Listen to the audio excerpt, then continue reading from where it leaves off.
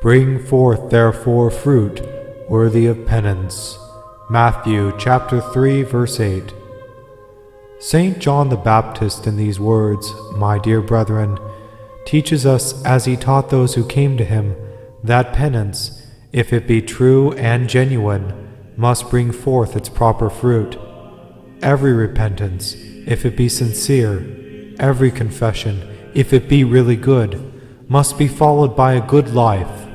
If any confession is not so followed, it must needs be a delusion, though it should have been accompanied by torrents of tears, and the sins exposed as perfectly as God himself knows them. And, moreover, the tree which brings forth the fruit it should continue to bear it.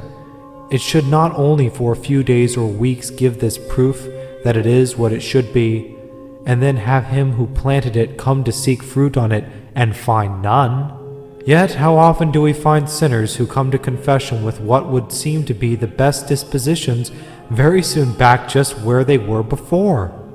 How discouraging it is to the priest to find the fruits of a mission which seemed to be so promising reduced down to almost to nothing for so many who seem to profit by it, to spend long hours to wear away his strength, instructing, exhorting, and absolving, and to have so little return from his labor for God and souls.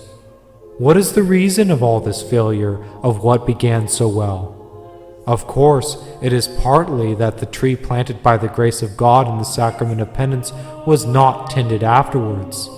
Its life was not supplied to it, as it should have been, by the frequent renewal of confession and reception of Holy Communion. But there was a difficulty further back than that, a want of something at the start, which, indeed, was the reason that the sacraments were not regularly received. What was this difficulty? It was a want of a thorough earnestness, of an understanding of the greatness of the work that was undertaken, and for a real determination to sacrifice everything in order to accomplish it. It is a great undertaking which one commits oneself to in coming to reconcile himself with God after a sinful life.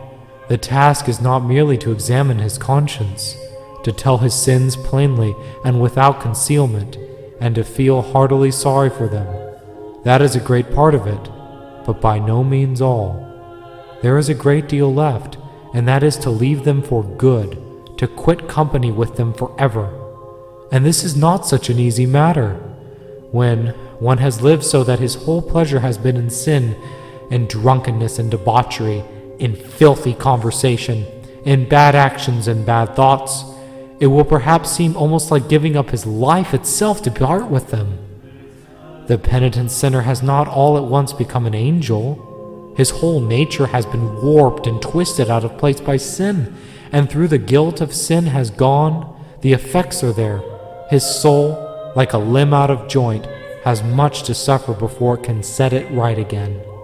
A man must make up his mind when he comes to serve God after serving the devil, that he has got an uphill road to travel. If he does not, he will not persevere.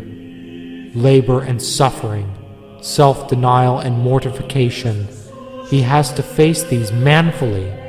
His consolation, his happiness, as well as his strength have got to come from God. If one understands this, he will seek that happiness and that strength again where he first found it, in confession and communion.